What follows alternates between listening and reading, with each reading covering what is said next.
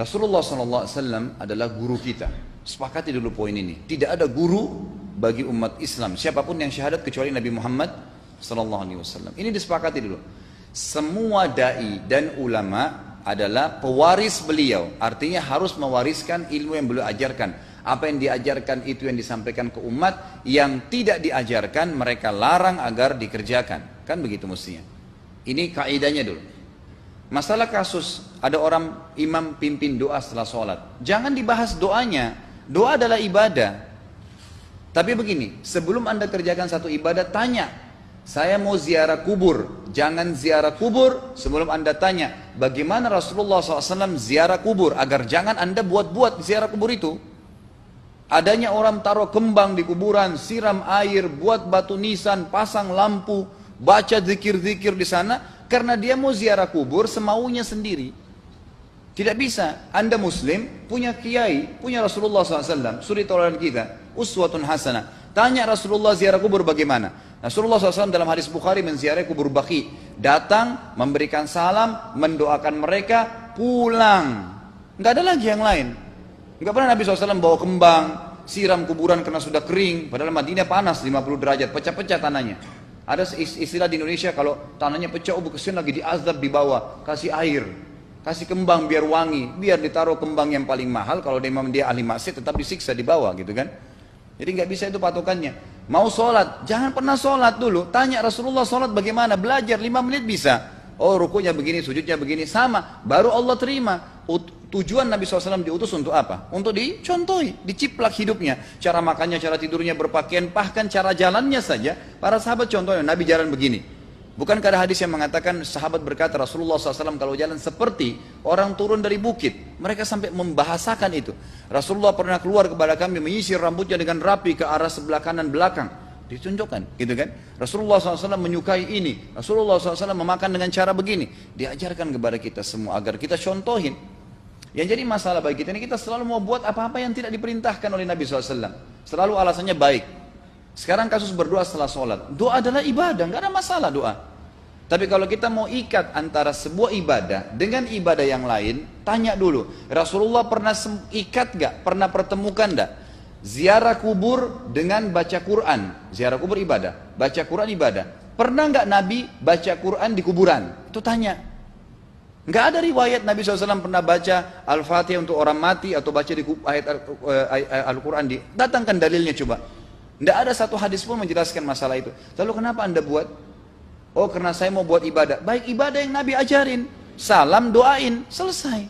Jangan lebih daripada itu. Masa anda lebih pintar dari Nabi Muhammad SAW?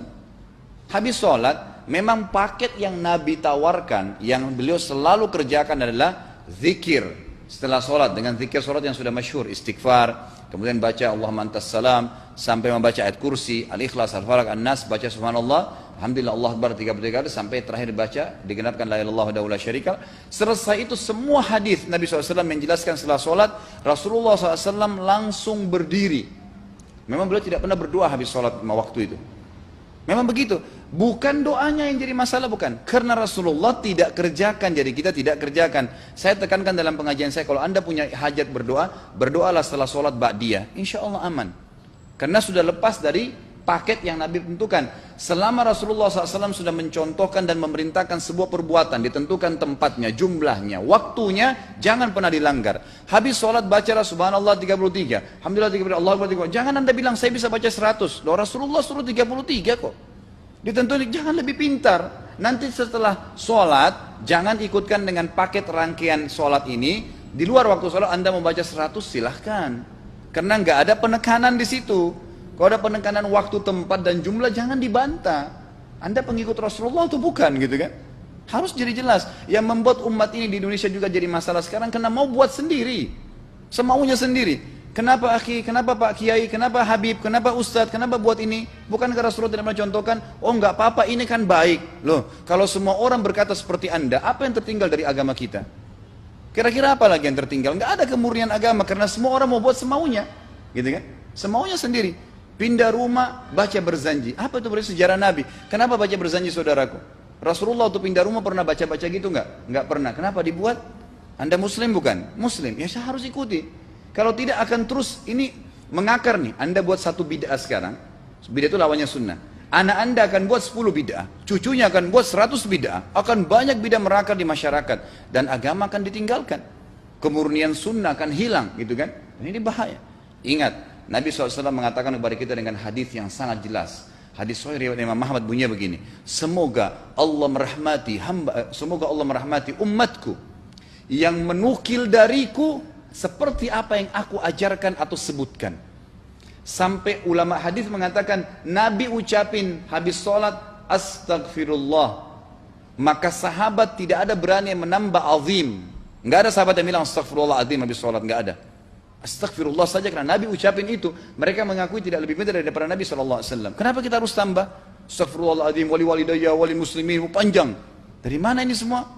Ditambah-tambah, diembel-embelin, kenapa? Akhirnya keluar dari ajaran Nabi Muhammad SAW. Ini masalah gitu kan? Kenapa harus dilakukan? Peringatan maulid Nabi sudah sering saya ingatkan. Anda tanya semua yang buat maulid, kapan maulid itu sejarahnya ada?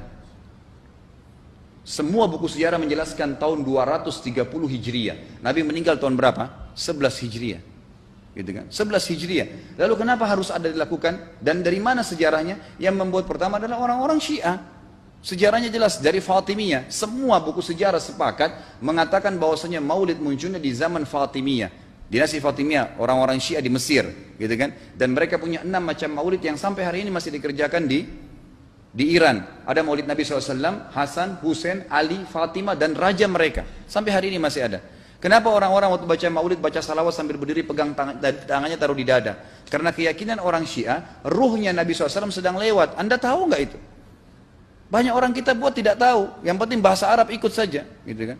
Tidak bisa. Nabi SAW tidak pernah rayakan. Pernah ada yang bilang sama saya, Ustaz, kan Nabi SAW pernah bilang, waktu ditanya tentang puasa Senin, beliau mengatakan hari itulah aku dilahirkan. Terus kenapa? Berarti boleh merayakan ulang tahun hari Senin, gitu kan? Tidak. Nabi SAW cuma menginformasikan bahwasanya beliau lahir di hari Senin. Dan beliau tidak pernah ngumpulin sahabat untuk baca bersama-sama, merayakan hari lahir beliau, tidak pernah. Kalau itu benar, Nabi nggak bakal tinggalkan kok. Ibnu Katsir rahimahullah, garis bawahi poin ini. Ibnu Katsir rahimahullah, dalam tafsir beliau, tafsir Quran Azim, dan subhanallah Ibnu Katsir ini, kata ulama, hampir semua kalangan golongan itu banyak memakai banyak memakai buku beliau, walaupun berbeda dari sisi pemahaman yang lain, tapi tafsirnya kebanyakan kembali ke tafsir beliau. Beliau mengatakan tafsir surah Al-Maidah ayat 3 yang bunyinya a'udzubillahi minasyaitonir rajim, al-yawma akmaltu lakum dinakum, hari ini saya sempurnakan agama kalian, kata Allah, ya. Wa atmamtu alaikum nikmati, saya sempurnakan nikmatku pada kalian, artinya tidak butuh yang lain. Wa raditu lakumul Islam madina, saya ridha Islam sebagai agama kalian. Kata beliau, ayat ini turun menandakan dan memastikan bahwasanya Nabi Muhammad SAW tidak meninggal dunia kecuali sudah mengajarkan semuanya, yang hitam, yang putih, yang gelap, yang terang, yang susah, yang muda, ya, semua dijelaskan. Siapa, kata beliau, yang menganggap masih ada sesuatu yang harus ditambahkan setelah Nabi SAW meninggal dan turun ayat ini, maka dia adalah ahli bid'ah. Dia orang yang membuat-buat agama. Nabi sudah ajarkan semua, selesai. Jangan ditambah, jangan dikurangin. Kita tidak lebih pintar dari Nabi SAW. Nabi nggak pernah rayakan hari lahirnya, jangan dirayain, selesai. Emang kenapa kalau kita nggak rayain? Kenapa? Tangan kita terputus? Enggak. Masih banyak ibadah yang disunnahkan gitu. Sama dengan kasus Isra dan Mi'raj. Kejadian besar dalam Islam. Tapi Anda boleh kembali kepada semua buku sirah. Saya tantang semua buku sirah Anda kembali. Insya Allah yang berpegang pada Al-Quran dan Sunnah, memang ada dasar wahyunya, maka semua akan menjelaskan. Nabi SAW setelah pulang dari Isra dan Mi'raj tidak pernah mengumpulkan sahabat-sahabat untuk merayakannya setiap tahun. Tidak pernah. Boleh dipelajari iya, setiap hari. Tapi ditentukan tanggalnya lalu dibuat acara. Tidak pernah Nabi SAW buat itu. Lalu kenapa Anda buat? Kalau Anda mau tetap buat, ya silahkan, itu hak terserah Anda. Tapi saya ngajak kepada Anda kembali kepada kemurnian ajaran Nabi SAW. Kita tidak akan pernah kembali, kata Syekh Utsaimin rahimahullah, umat Islam ini akan kembali kepada kejayaan mereka kalau mereka betul-betul kembali kepada ajaran Rasul mereka Muhammad SAW. Murnikan ajaran Nabi, yang jalankan seperti yang beliau ajarkan, selesai, akan aman. Pasti akan kembali kejayaannya. Kita nggak bisa saling menghardik, saling menyalahkan yayasan ini, organisasi ini, kelompok ini, karena masing-masing mau beristidlal sendiri, mau menjalankan sendiri hukum-hukum agama ini, bukan mengikuti sunnah Nabi SAW. Jemaah haji kita, jemaah umrah, datang ke Mekah, tur dalam kota Mekah, naik ke gunung untuk lihat Gua Hira. Kenapa naik ke Gua Hira? Oh, Rasulullah pernah di sini. Baik, saya jelaskan. Nabi Muhammad SAW ke Gua Hira sebelum turunnya wahyu. Dan beliau terakhir sekali di Gua Hira pada saat menerima Iqra bismi rabbikal ladzi khalaq. Itu saja. Setelah kejadian itu, beliau turun dari Gua Hira, dari waktu itu sampai meninggal, Nabi SAW tidak pernah ke Gua Hira lagi dan tidak pernah suruh sahabatnya ke Gua Hira. Kenapa anda ke Gua Hira? Sampai naik 3 jam ada yang jatuh mati. Karena jahil, tidak tahu pemahaman agamanya. Nggak bisa begitu. Cukup dikenang iya. Kecuali Nabi SAW suruh, datangilah Gua Hira. Ya silahkan. Gitu kan? Kalau enggak, kan begitu. Masalah Isra Mi'raj saudaraku kejadian besar. Ambil ibrahnya, yang penting ilmunya. Oh salat 5 waktu, kejadiannya pernah gini. Ada kebesaran Allah, ambil pelajarannya iya. Yang Nabi tidak contohin maka jangan dikerjakan. Hanya itu saja. Zikir bersama, di sini ditanyakan juga zikir bersama. Nabi SAW disebutkan dalam hadis Bukhari, kalau berzikir habis sholat, beliau membaca zikir tertentu, sahabat baca zikir tertentu, sahabat baca zikir tertentu. Jadi Nabi SAW tidak pernah paksain. Enggak pernah Nabi misalnya baca ayat kursi, harus semua sahabatnya ikut ayat kursi, enggak. Nabi SAW baca ayat kursi, si fulan baca al-ikhlas, si fulan baca subhanallah, masing-masing. Dan ingat, Allah SWT mengatakan apa? Tentang masalah zikir dan doa ini. Ya. Dikatakan, ya, kita harus berdoa kepada Allah, ya, wadunal jahri minal qawli bil gudui wal asal, wala takum minal ghafilin. Berdoalah kalian, berzikirlah kalian dengan doa kalian, dunal jahr minal qaul, tidak dengan teriak-teriak. Allah berfirman dunal jahr, tidak teriak-teriak, ya. Dan janganlah kalian menjadi orang-orang yang lalai.